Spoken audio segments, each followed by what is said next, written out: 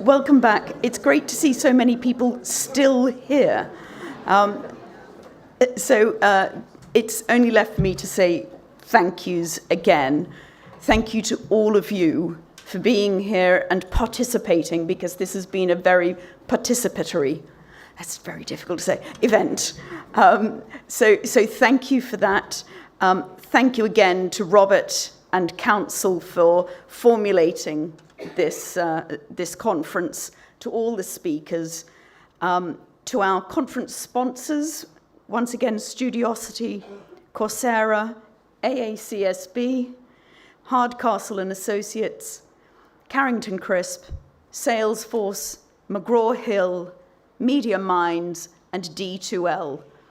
Now, I feel very bad because normally on day one, I say one other thank you, and I missed it yesterday.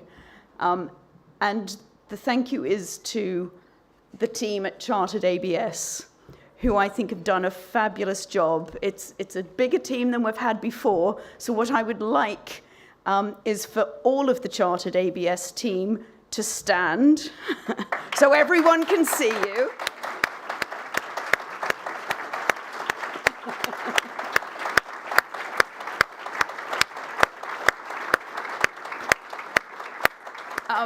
You're a fabulous team, so thank you for everything you do. And I hope you notice, as part of our thing towards sustainability, Oliver no longer has a clipboard. So with no further ado, over to Robert to introduce the final session.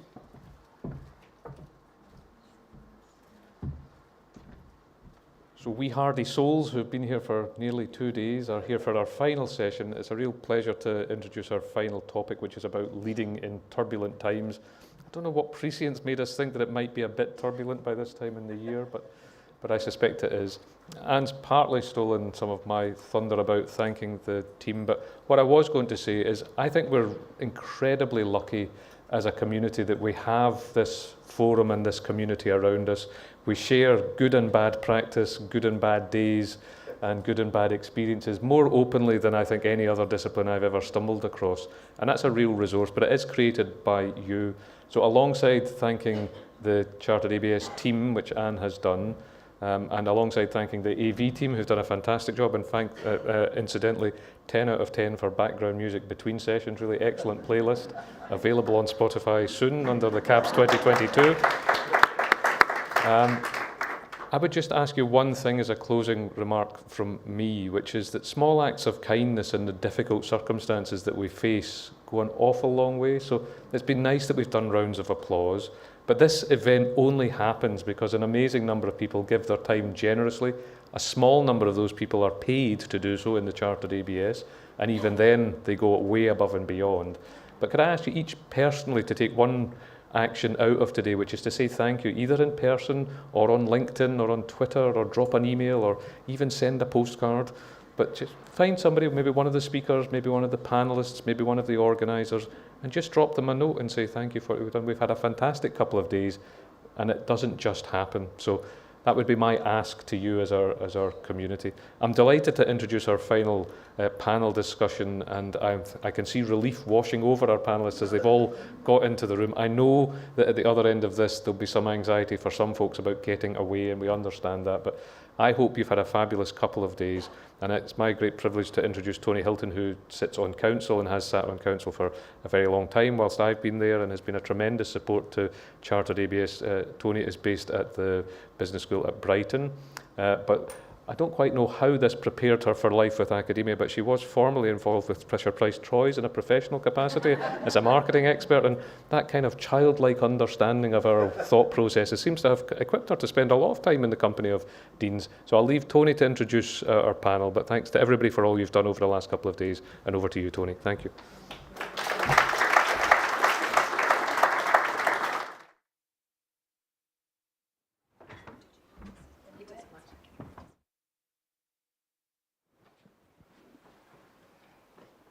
Well, thank you, Robert.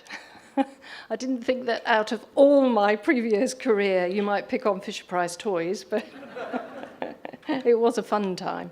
And I'd like to say thank you to everyone who is staying as well. And we're very aware that people do have to get away with trains and so forth. So feel free to leave towards the end when your train is due and so forth. But please, if you could do it quietly, that would be helpful to us all.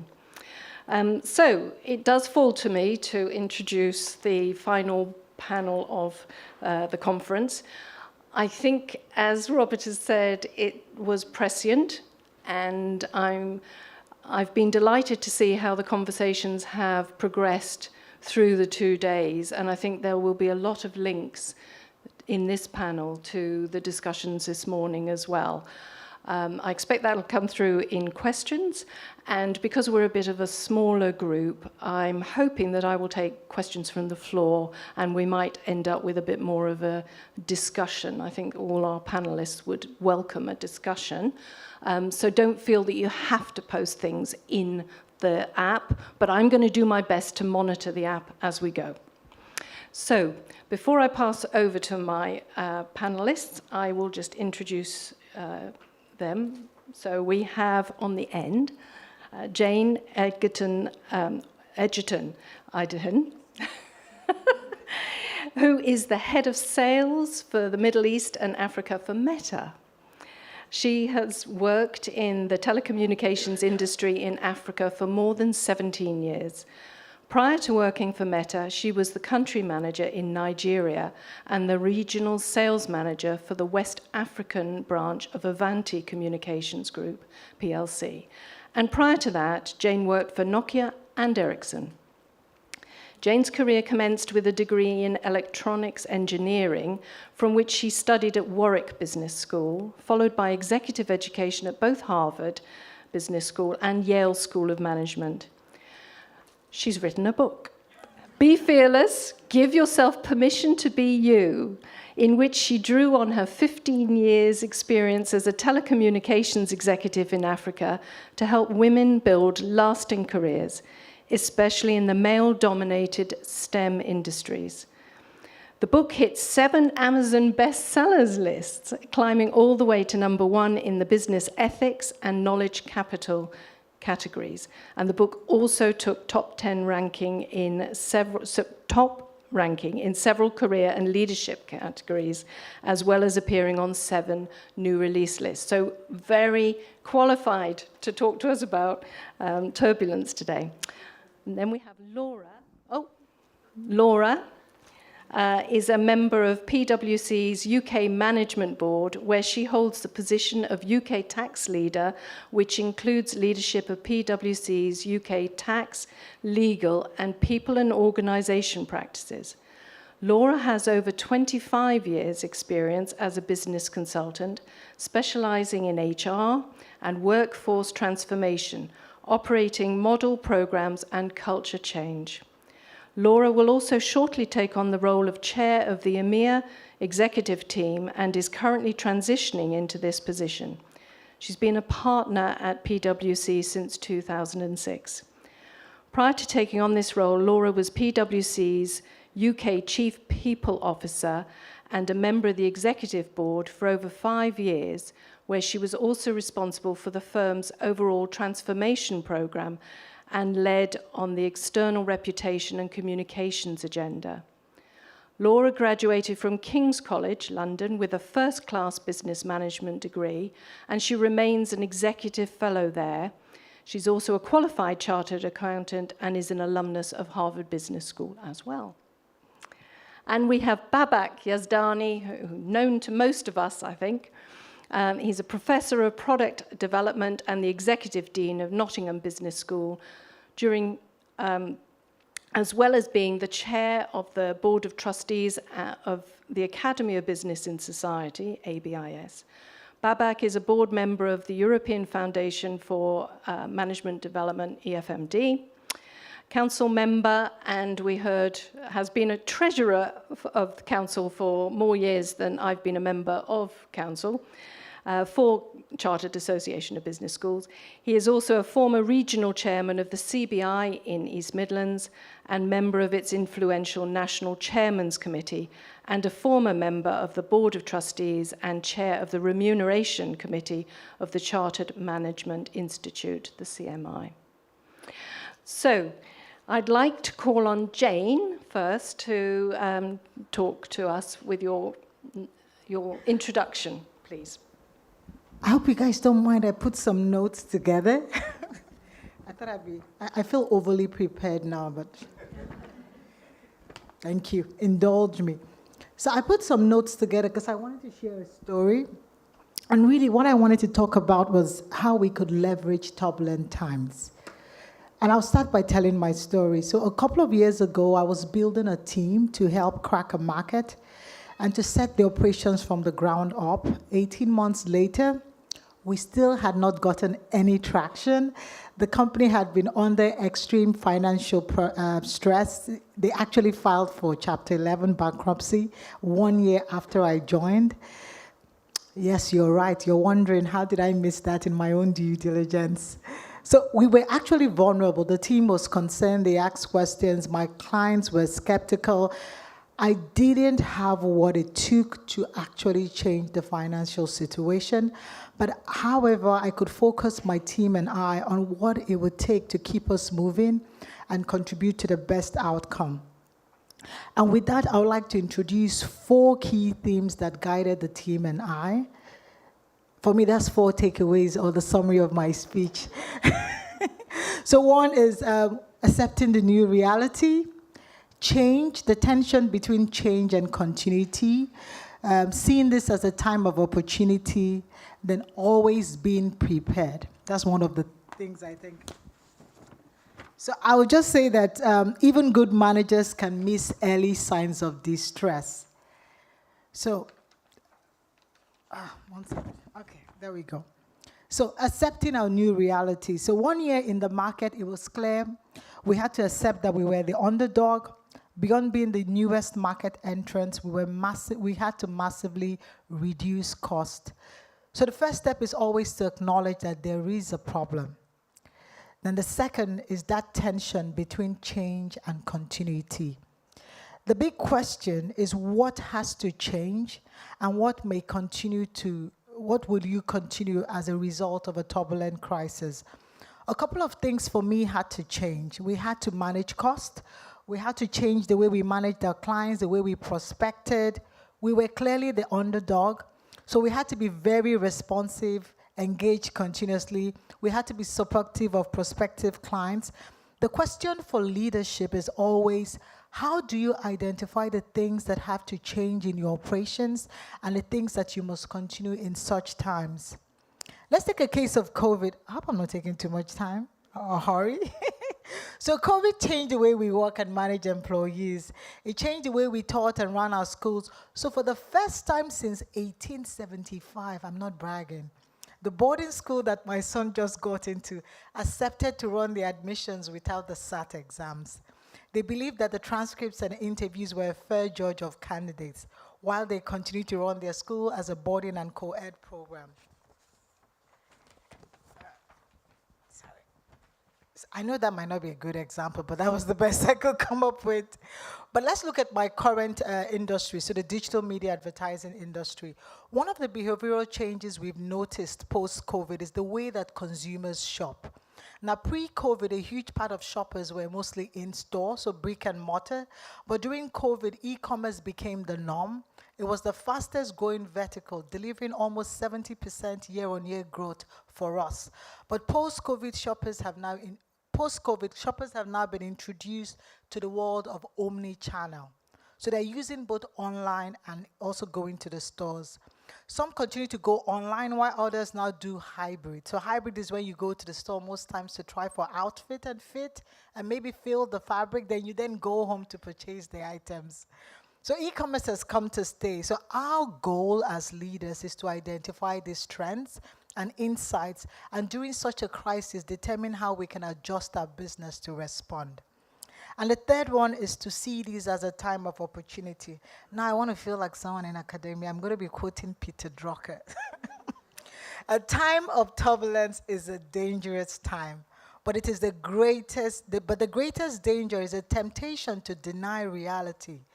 But a time of turbulence is also one of the great opportunities for those who can understand, accept, and exploit new realities. It is above all a time of opportunity for leadership. So such periods of turbulence can be a time of change. One of the things that happened in my example is, sorry, no, I've got to, okay, flip it. We're almost there. Is that we had to adapt. We had the newest technology in the market. Our clients were curious. They wanted to know more, and we wanted to leverage it. So one of the things we tried to do was get the clients to try our solutions even before commercializing or closing the deal. We didn't have the baggage of established players, and our crisis meant that we were nimble and agile in our operations. Our industry was also going through a shift in how it was regulated, so my team and I ensured that we got involved in engagements that not just gave us a voice and a seat at the table, but it validated us in our prospective clients. So I'd like to wrap that one by saying that one of the outcomes of COVID is also that technology as well is evolving. We have e-commerce, remote working, e-conferencing, e-learning, so many E's. The way that learning is being consumed is globally changing. A significant trend in this crisis is the accelerated use of digital solutions, Industry 4.0, Future of Work, whatever we call it. However, how best are we really exploiting this opportunity and preparing our students for the industry? Finally, like I said here, leaders will always have to prepare. And a good way to paint it is a story I stole from the Bible. For those of you that don't know the story, please just indulge me. So it's a story about Joseph in the Bible. The great storyline is that there was a Pharaoh. He'd had a dream about famine and plenty. So he needed someone to interpret it, and he reached out to this slave, Joseph, in his kingdom. Then Joseph interpreted it, but the Pharaoh really wanted to know more, like what would he do with the insights? That was when Joseph recommended an offensive strategy. Prepare, plan, and save for the day of lack during the time of plenty. The essential preemptive action for overcoming the inevitable crisis is to create an organization that is opportunity-focused, on the offensive at all times, rather than an organization that is constantly on the defensive. That is what I am now focused on. So in conclusion, what I've learned from the experience in turbulent times is that there will always be turbulent times. 41. So the truth is that there are no two crises. There are no two crises that are exactly alike. We can take lessons from the past, but we must always frame the problem statement looking at the challenge before us. Are we acting with yesterday's logic? Are we working under a set of paradigms that no longer apply? You know, COVID, volatile markets, unstable economy, Ukraine, Russia war. You can go on all the things that have created this macroeconomic challenge. It is clear that we live in a period of profound transition. A good frame is to probably see this as possessing challenges for the educational sector. So finally, if I really bored you, please, these are the only 4 things that you just have to remember. Okay, just 4. 1, we have to accept this new reality. 2, there would always be tension for you for change versus continuity. 3, we might probably get to see opportunities in this, so maybe we should watch out for that. And finally, just always prepare ahead. So thank you for letting me share. I hope I didn't take all the time.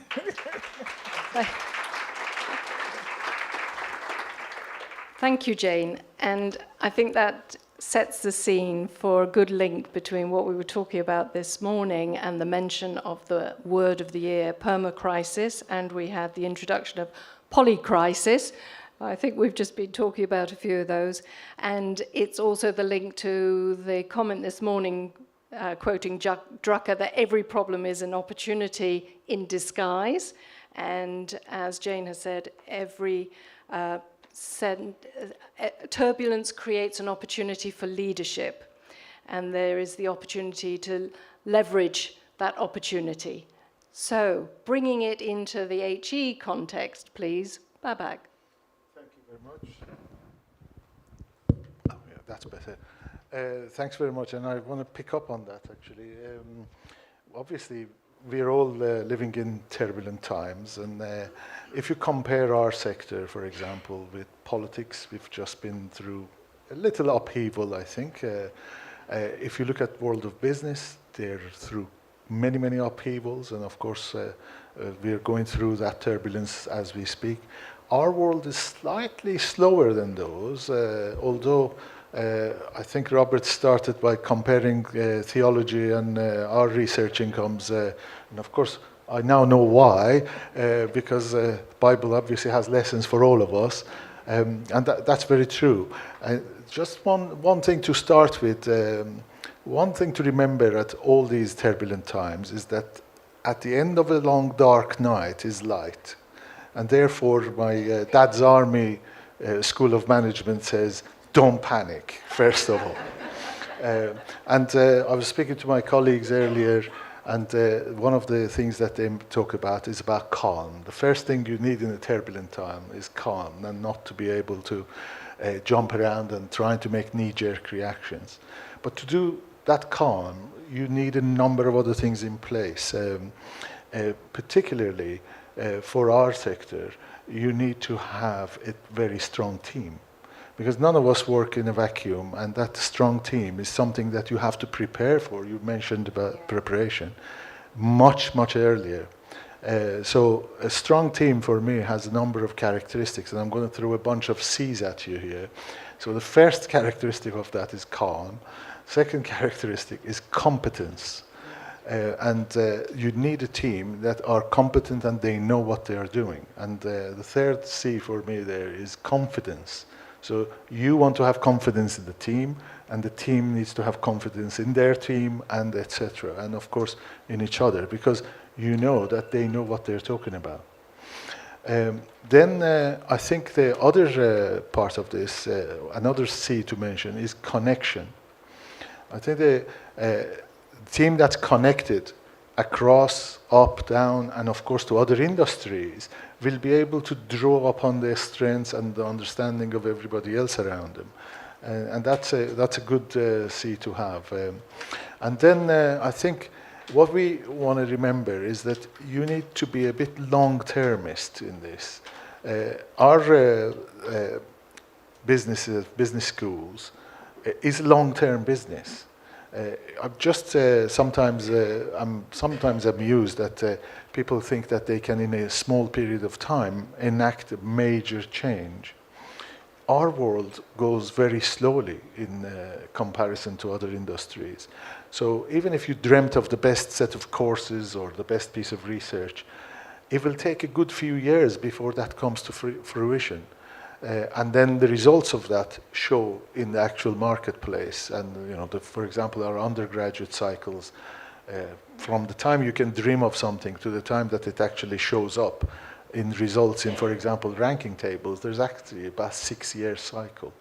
Yeah. So there is about those long view is a very important thing for us.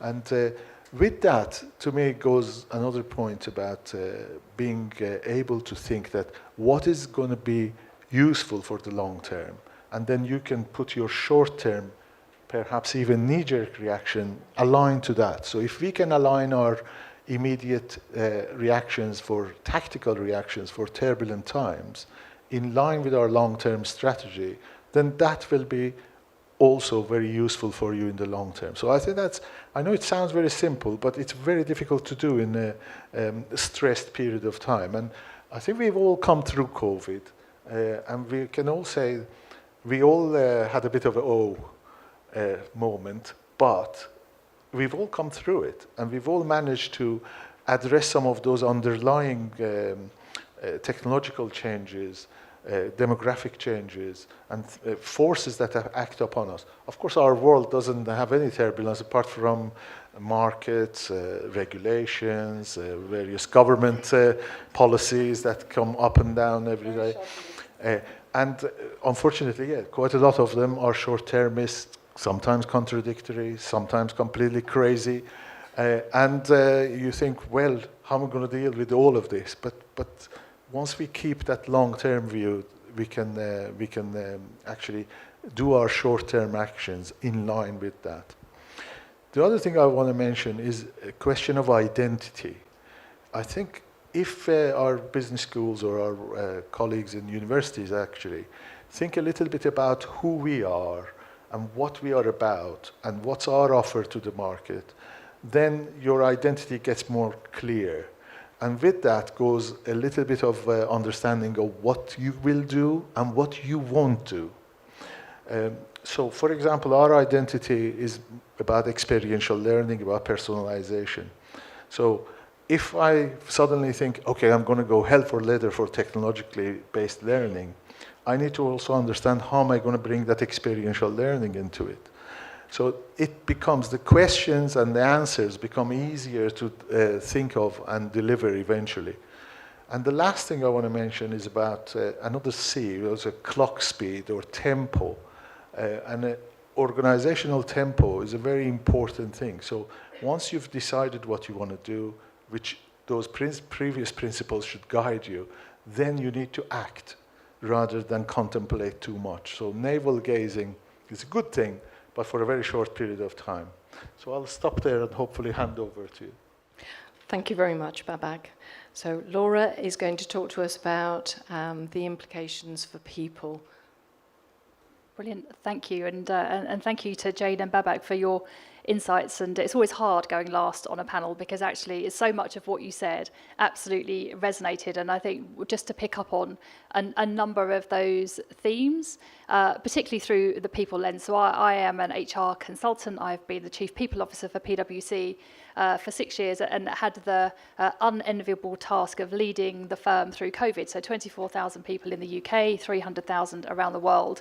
And it genuinely felt at one point every one of those people were looking at me going, yeah, Laura, what are we going to do? And that came with a certain element of pressure. But I think what we have become accustomed to, I certainly would say over the last few years, certainly I started my role a week after the Brexit vote, and as a consultancy, that was a big change. It was a big challenge for us, straight into turbulent times. We've had COVID. We now have very many well-documented crises, polycrisis. I like that phrase. So I think there is something around actually all of us just resetting our minds around, is it turbulent times or is it just times? The new normal, whatever we want to call it. We will emerge from this particular phase, but we'll go into the next one. We know that the world is volatile through whichever lens that you will look through. So that there's something around, as leaders, being clear what we can control and what we can't control. And as I look at it mainly through a people lens, and I run the PwC tax business now, and I'm not a tax person, and so I had to challenge myself. Well, what do I bring to that role as a leader? And for me, it's about creating the right environment, and I think that's hopefully a helpful viewpoint in terms of whether it's leading through change or more kind of stable times. How do we as leaders create the right environment, culture, behaviours, whatever words we want to use, that allow all of our people, whatever their specific role in the organisation, to reach their full potential? And that is about empowering them. It's about unleashing that potential. It's about creating an environment where they feel that they belong. I think in turbulent times, above anything else, for me, it's about giving all of our people that sense of belonging, that emotional connection, especially when we've got people working, studying remotely, working remotely, engaging through a laptop. You could be working for anybody. How do we as their line managers, their leaders, engage so there is that connection? I feel like I'm part of something. I feel like I belong. I feel like my skills, my perspectives are valued. And that's where I would come back to, certainly in my experience, the number one thing around leading through any kind of turbulent times, crisis, it's all about communication. I mean, you all know that. That's not particularly difficult to remember, but it's about frequency of communication, style of communication, what you say, what you don't say.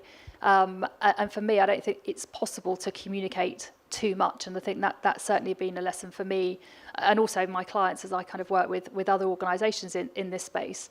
And maybe using COVID as an example, there was a lot that we didn't know. But even as a leader, and again, it sounds quite simple, but saying what you know and then being really clear on what you don't know, I think is really important, so that you treat people as adults. I think it's that adult to adult conversation. You know, these are the facts. This is what I believe we're working with. These are the bits that we don't know. This is when we think we might know. And this is when I'll come back to you with more information. So it's very much, we're supplying that kind of process lens, you know, what we'll communicate and when, and bringing people with you on how you reached any particular decision. Now, of course, in a diverse audience, you'll have a lot of people that don't necessarily agree with the outcome or the decision, but if you talk them through the logic of how you got there, what you took into account, they're far more likely to buy into the vision and what you're trying to achieve. As I said, there's something about style for me, and I think that's very true as leaders, and Babak, you said it, it's about team. You don't have to have all of the answers as leaders, whatever field you're in. It's about surrounding yourself with a team. My philosophy, a team that's better than you, because actually they'll make you look good if for no other reason, but really pick a team that complement each other, complement your own skills, and look to them and look to the broader workforce outside of an organisation to help you find the answers. Again, I see many leaders fall into that trap of feeling that they have to have all of the answers, or not feeling able to say, you know what, I just don't know, but this is what I'm doing to find out. And actually, as a slight aside, I was as a board at PwC. We spent 3 days last week in Belfast, and part of the time we spent with Margaret Heffernan, so a very well-renowned business leader, author, and leadership coach. And we had this really interesting debate. And her starting point was, in a crisis, as a leader, never show vulnerability. Wow. Oh, okay. And it generated a really interesting debate, and partly gets you into what's a crisis? Because actually, when you're really in the thick of it, I think people are looking to leaders for comfort. And if you look scared, it really does, send that kind of fear factor through everybody else. People are watching leaders in times of turbulence more than ever. Every look, every raised eyebrow, every roll of the eyes, the things you say, don't say. So I get that concept to some extent in the real thick of a crisis, but I think in the world of thinking about new normal and continuous upheaval, there is something about authenticity and there is something about vulnerability, and we will all find our own route, but I think it is a balance around, as a leader, it's okay to be vulnerable, and it's okay to say, look, I really don't know what the next steps are, but it's all about having a plan. It's confidence in having a plan. So I wouldn't go as far as Margaret in terms of never show vulnerability, maybe in the absolute thick of it, but there is something around giving your team confidence. As I said, much of that is through communication. It's about a plan. It's knowing what you know, knowing what you don't know, backing it up with data as far as you possibly can, but it's as much about the style and how you say it as it is what you say. And I think the last point really to pull through is back something you said around the kind of short-term versus long-term. I think that's really important, because when you're in a crisis and turbulent times, it is so easy to focus on the thing that's in front of you, and get sort of sucked into the moment and not think about, well, what are the broader opportunities? How do we, an organisation strategy shouldn't change because of a particular crisis or something that's happening in the moment. That should be a 3-year, a 5-year view. So, I would work with clients who are rewriting their strategy based on something that's happening in the next 3 months. It's tempting to do that, but you've got to stay true to who are you as an organisation, what's your purpose, what's your reason for being, and how do you use the existing set of circumstances to help you ideally accelerate that strategy, but certainly don't throw it out of the window or entirely ignore it. For the want of the here and now. That's really easy to say. It's actually quite hard to do in the moment, but it's looking for opportunities. And ultimately, as PwC, we thrive when there's uncertainty, when there's instability. Our clients need more help. They need more advice. We don't thrive when it's chaos, because actually we need something to kind of pin change to, and that's hard, and then that can lead to paralysis. So as with most things, it's about balance. It's about perspective.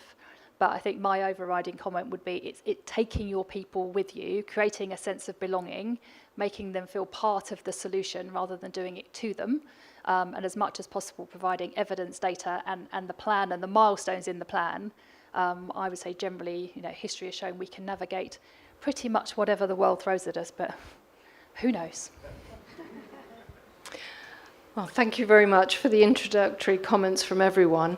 And I think I'd like to pick up on the strand around the people factor and the tolerance that organisations have. My phone's just gone blank again, but I was just reading a couple of questions that have been posted around the flip side of success and using turbulence as an opportunity. There's something around failure, and there's a couple of questions here which are interesting on that point. If only I could actually read them. Right. Do organisations today have enough tolerance for failure in terms of, I'm assuming, things like we've got to try things, we've got to experiment, not everything's going to be successful, we have to learn. So we talk about learning organisations. Are learning organisations the sort of organisations that tolerate failure? Is that important in terms of times of tolerance? And there's another question linked to that. Thomas Edison said, I have not failed, I've just found 10,000 ways that don't work. How can we instill resilience and learning from past experience in future leaders? And I can remember reading a book called Learning to Fail Well. So can we talk a little bit about failure and the role of failure in turbulent times, please? Go for it. Okay, great. You started saying I have some knowledge of product development, and product development is all about testing. And perhaps the term failure has too much of a negative tone there. You are experimenting. In our school, we design in experimentation. So we have structures that allow for us to bring new programs on and exit the other ones. And those exits are not necessarily failures, but they are tests that have ended up in a blind alley.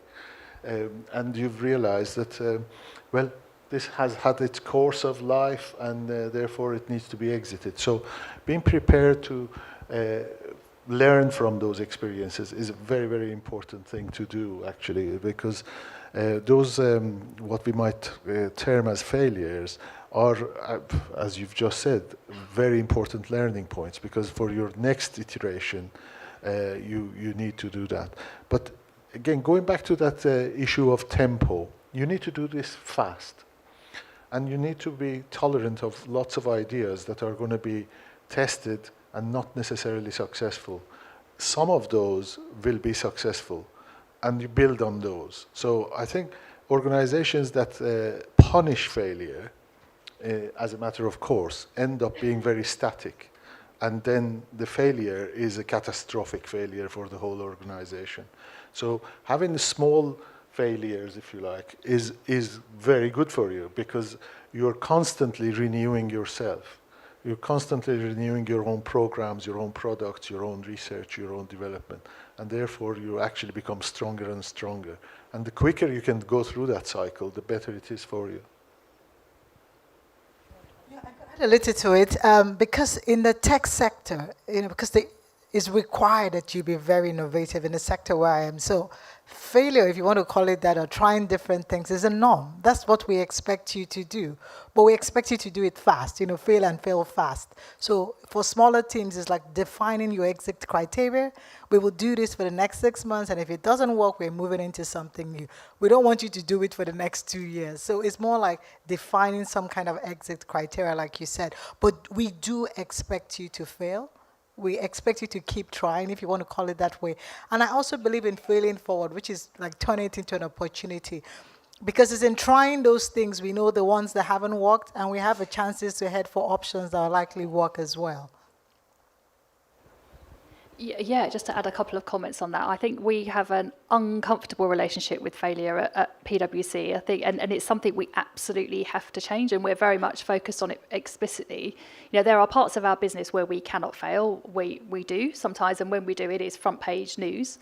So I think, and that fear of failure because something catastrophic will happen in terms of headlines, I think drives a lot of behaviour. So we apply a lot of kind of data and thinking to it and talk about intelligent failures around, audit quality, not negotiable. But actually how you deliver work, the technology that you use, the process that you use, all of that we can experiment. So to your point, we talk about experimenting, we talk about intelligent failures, we talk about learning from failures, but at the same time saying, we're effectively a people business and people sometimes get stuff wrong.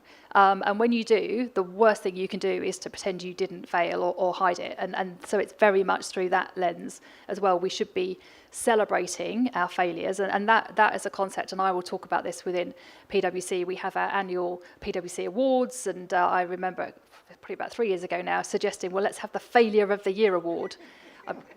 It didn't go down well, I think but because it's still that every part of your body tenses up and but we can't do that. But actually we're becoming more comfortable with there are different types of failure. We need to be having the conversation.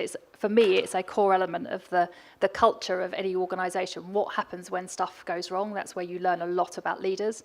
It's when you learn a lot about an organisation. So I think it's being, specific about where should we be failing, and we absolutely should be to advance our business, and where is it absolutely non-negotiable, and we're trying to be very clear about that.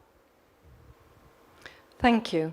I did say at the beginning that I'd throw the floor open for questions as well. So are there any questions from the floor that people haven't yet posted and would like to ask themselves? Anne.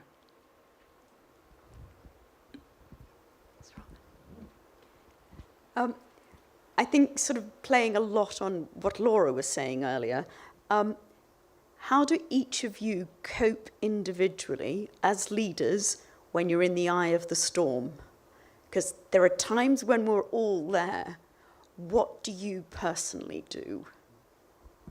That's a good one. Okay, Jane, do you want to start? Yeah, I could start. That's fine. The good thing, Anne, is that I put that in my notes, but I didn't say that. Because when I read it, looks like I'm so perfect. I am not perfect.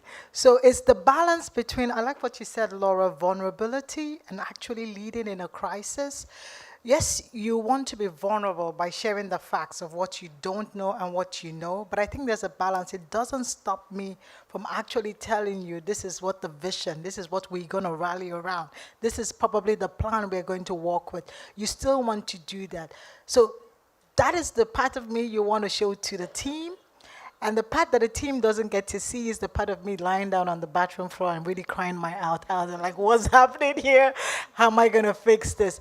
But I think as a leader is to accept that nobody likes a crisis. I don't, The fact that I don't like it doesn't mean I wouldn't deal with it. So personally, one of the things I do is let myself go through the motions.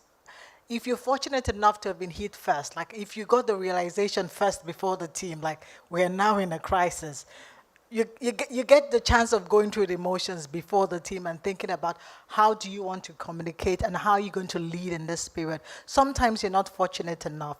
But a good thing I do is the prep talk. I don't know if it works for people, but I do a lot of prep talk to myself because there's also the tension of you wanting to exit if possible. Like, should I change my job, go somewhere? But I try to talk to myself because one of the things that keeps me going is whatever the vision is I've set or whatever the vision we have set. So most times you want to go back to this. This is what we are trying to achieve. And hopefully that could be a guiding path for you to start to ask the questions and look for the answers. Right. It's a very interesting question you ask. I think my first reaction is get the core team together and think together. Because thinking is actually very hard. Thinking clearly is even harder. So having your colleagues together and thinking together is actually a very good way of understanding what if I do X, what if we do Y, what if we do Z, and what will be the outcome of that. And I know it sounds a bit simplistic, but that's the way I think most things get solved. Well, I'm going to go more simple. Fantastic. I think so. For me personally, I think there's something about the real basics. If you are really in the eye of the storm, the basic, even with like physiological things. So when you're tired, you make bad decisions. When you're hungry, I make bad decisions. The combination of the two, really not good. But I think there's something about, just self-care, looking after the team, holding each other to account. So that it's back to the kind of team, being able to share, the concerns, the vulnerabilities, but having other people say, okay, just, switch off for the next few hours, having a bit of that space, that breathing space. And I think just that kind of the resilience for me, what I've learned about myself personally over the years, I'm actually a very calm person, don't show stress, generally don't particularly feel stress. When people are stressed around me, the fact that I'm calm really stresses them out. So there's something about part of you kind of talk them through the journey around, because people think you don't get it. Do you not understand how serious this situation is? No, I do. I just not running around.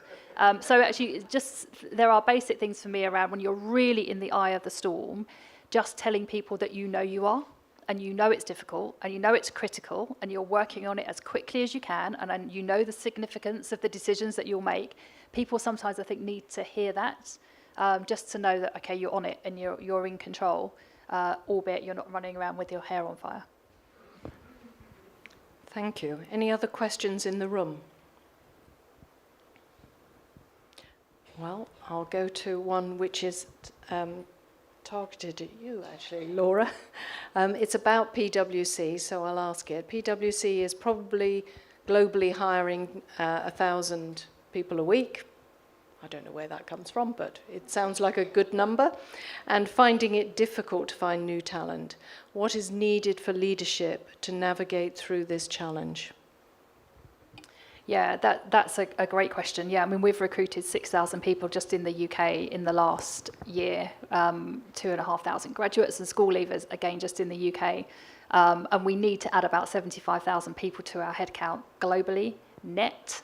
That's tough when you're running to stand still in terms of a war for talent. So I think that there's something, it is about thinking differently. I think it's, the perfect person out there that fits the profile, and every box in the profile doesn't exist anymore. We know that. We are all looking for the same people. We need, technologists, data, analytics, in a emotionally intelligent, sensitive, culturally aware human being who's mathematical. I mean, but they are the people that we're looking for, whether that's straight out of university, business school, or another employer. So there's something about back almost to values and behaviours of a person. Are they curious? Are they willing to take risks? Are they willing to make mistakes and try different things? Be bold, be creative. So we very much focus on the kind of underlying traits rather than have they got experience that ticks every box. We have to do a lot more upskilling ourselves as well. So we do a lot around digital upskilling, reskilling, rebadging of our existing workforce, so making sure all of our existing people can stay relevant. But it's an ongoing challenge because our business is evolving almost daily as well. So the people that we will be recruiting in 5 years' time will be in areas that do not even exist in our business today. So all of our strategic workforce planning around what might that look like and the direction of travel, which is quite difficult for data and analytical people who like facts and to know the answer. We don't know the answer. So it's about a mindset within the firm, flexibility, and a real investment in upskilling once people are through the door. Thank you. That's very interesting in terms of seeking the basic characteristics.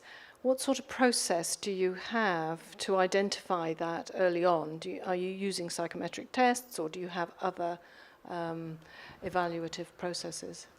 Yeah, so we have taken away pretty much all academic results in terms of, there are no requirements in terms of degree level, A-level grade, so it's all based on our process. It's mainly gamified, and it is a process that identifies those underlying traits. So it's a version of psychometrics, but you wouldn't necessarily know it, not in a cynical way, but it is around putting people into different situations, a kind of day in a life. And I think what we have certainly realised is that working at PwC is definitely not for everybody. Of course it isn't. There are different careers and that focus on different skills. So being clearer on it's a two-way process. So understand what life is like at PwC, the things that we stand for, and how you'll be spending your average day, if such a thing exists, so that we get people who are a better kind of match, as well as having those kind of underlying skills. But it's very much, there's a lot of science behind it, but psychological testing. Do you want to add something to that then, Babak, around how we prepare? I was in our experience. I think we prepare our graduates to go and work for companies like PwC and Meta and others, and we don't focus just on the knowledge. We deliberately focus on the softer skills, and that's quite an important thing. I know they don't like it to start with, but a couple of years later, when they realize how much useful those personal and professional development programs have been for them in their careers, they do realize that. In my own experience, I think I've definitely come to a conclusion that about 30% is about knowledge, and the rest of it is about your own attitude, your own personality, and your own drive. And so it's much, much bigger than I initially thought. And therefore, I have changed my view about how you recruit. And you use the word about curiosity. In our business, which is a very knowledge-intensive business, curiosity is a very, very strong characteristic. But we don't want people to be just curious and no action at all, because we do have a few economists like that. It's always good to be curious, but at the end of that curiosity, you need to be able to do something with it. And that's quite an important thing, that people are action-orientated. And Jane? Yes, so just similar to what you're saying, ours is a lot of is behavioral based, so it's mostly looking at the behaviors to infer what the profile of that, but would they be fit for the company? So maybe degrees not always the same in terms of knowledge. It does matter in some roles. So if it was a role for like fresh graduate, it's more looking at the soft skills and the behaviors. But if it was a role for maybe an experienced hire, we would also consider their experience, that they have experience in the core competence, because it's a requirement. You want them to hit the ground running as well. So those are some of the ways we look at when we, how we funnel staff or employees into the organization. But of course, we're also looking at people that their core values align with ours, Because of the nature of our sector or industry, you want people that can take risk, people that are bold. We're looking at such soft skills, risk takers, innovators, and it's in their behaviors you can tell, not necessarily the educational qualification per se. Yeah. It must be part of the puzzle. I'm going to turn to Robert because he's actually put a question in the chat. So would you like to ask it? It's linked to Anne's question as well. But so it is very much linked to Anne's question. So I won't invite the panel to repeat the answer around personal resilience, but I'm going to ask a slightly different question, and in particular to our two corporate employers. Not thinking about employing graduates, but in our business schools populated by curious academics, as Babak has expressed, is there any opportunity, I think, for the corporate world to do the equivalent of adopting a snow leopard and taking an academic and placing them into that context for a period of time? And that idea of hitting the ground running, Jane, I'm interested in, if there is an appetite to do that, what would the challenges be? And if there isn't, what is that telling us about the kinds of experiences that our academics have as they try to address the impact agenda that they're pressured by Babak and myself and the others in the room who run business schools? Shall I answer that? So there is definitely an opportunity, I think, for learning from both perspectives. And I don't think he's here, but we had a dean of a business school very recently spend 3 weeks with us over the summer, almost a kind of work experience type program. He's very focused on ESG and workforce and development and learning. So we were able to give him opportunities to kind of either work with clients or see how we operate within PwC. His insight into not only what he was expecting of PwC compared to what the reality was absolutely fascinating. And he was certainly very positive about that experience as well. I think there were many surprises on both sides. So I would, it's an example of one person, we hadn't done it before then. But it worked incredibly well. So I think as a concept, it's something that I would certainly encourage and be happy to do more of. And I will add to that because it's a very interesting question. It's similar, it's not similar, something we tried to do earlier. I think we need to do more of it and probably speak more about it because we do a lot of collaborations with schools.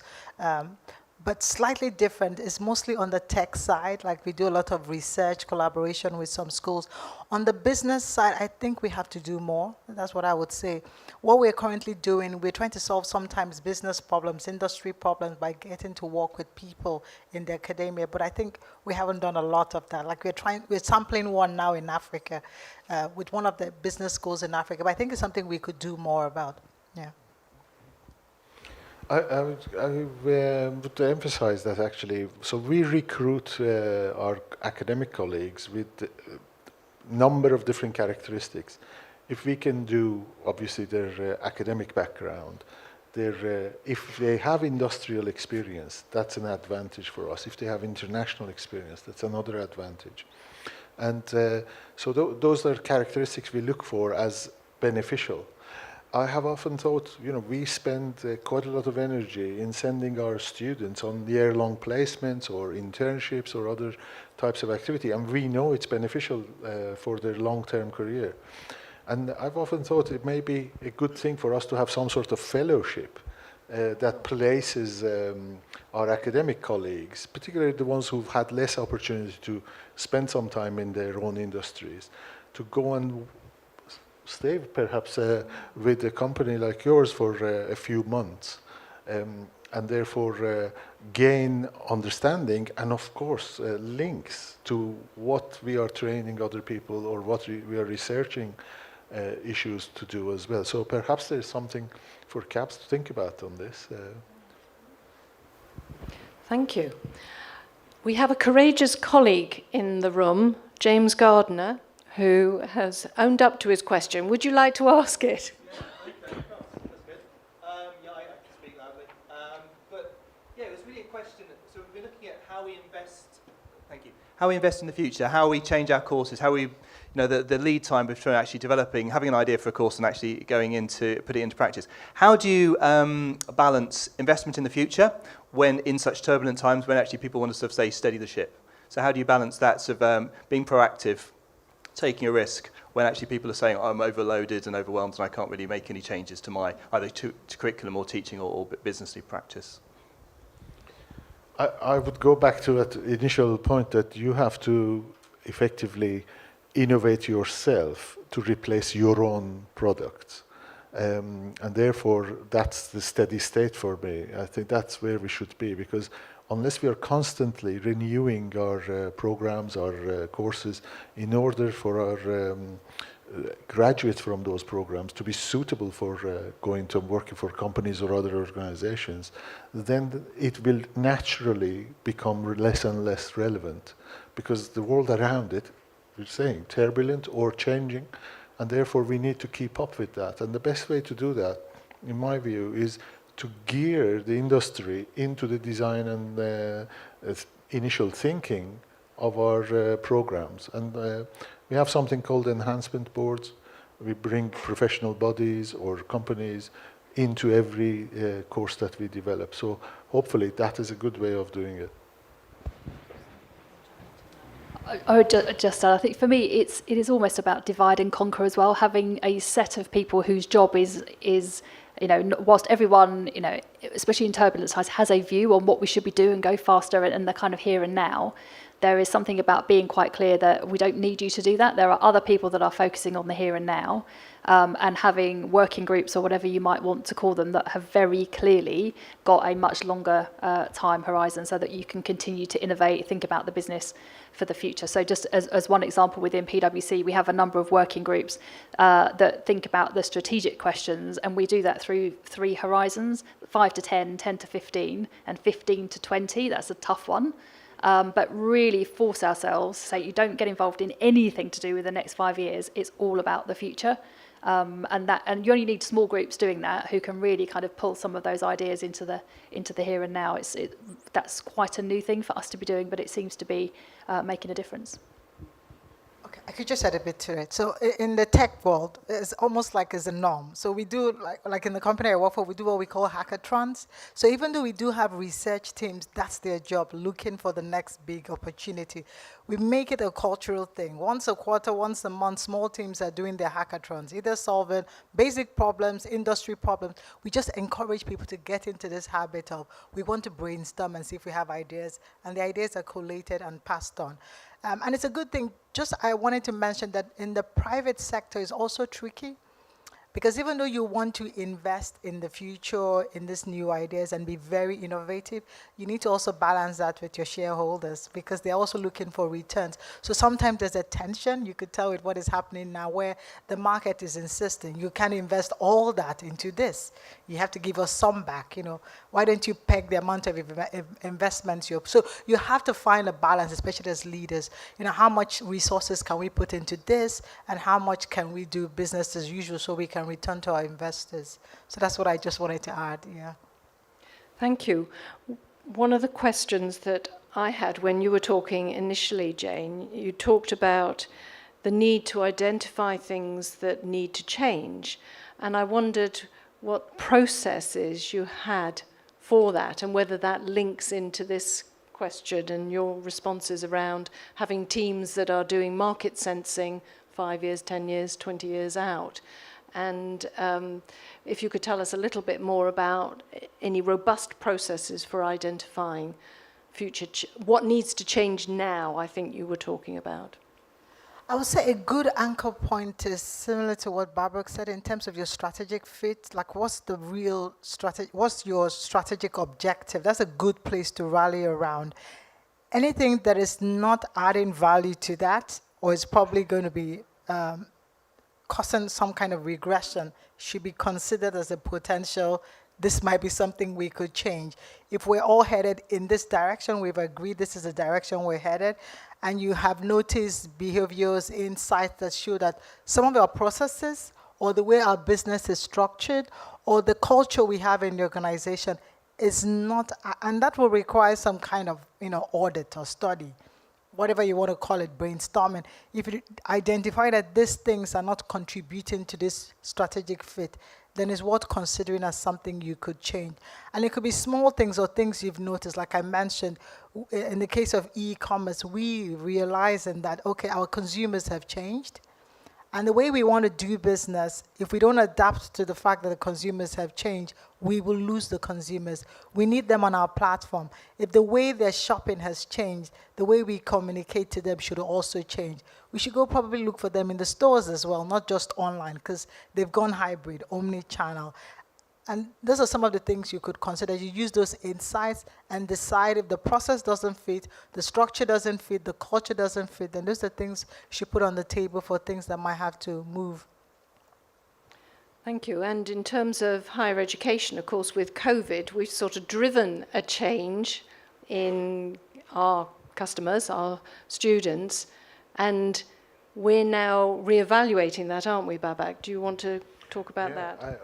For example, we have in our undergraduate delivery had 3 iterations of how we should deliver for our future customers, which are now starting their first years and next year and the year after. So what we did immediately under COVID, it was one thing, but immediately we were designing what are we going to do the following year and what are we going to do the next year after.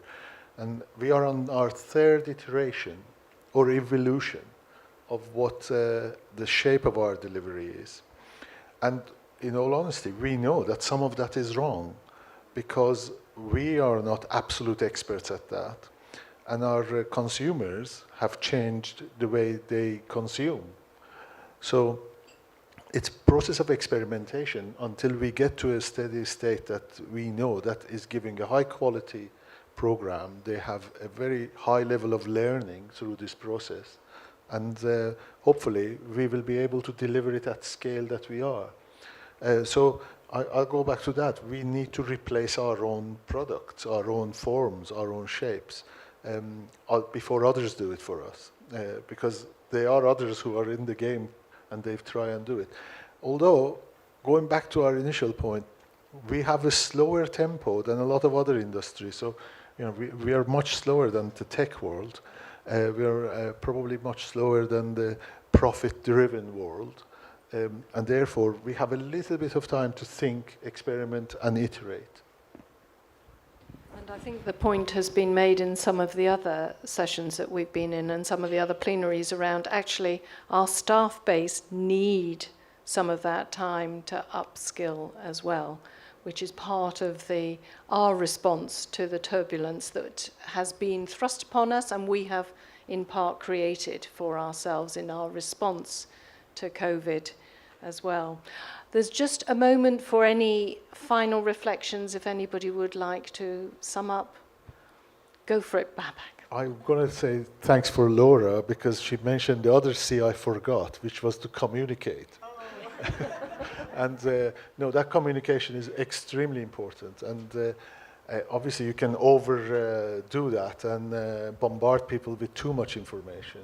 But actually, people are intelligent and they want to know how we are going forward. And that sense of belonging is created through that communication. And that, by communication, I mean you have to listen as well as to tell the story that is happening. Thank you. And I'm sure everybody would like to join me in thanking my colleagues on that.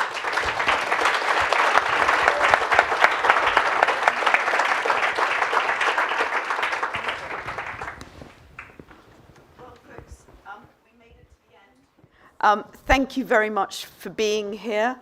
I hope you all have a safe journey home, and it just remains me to say I'm going to miss you all.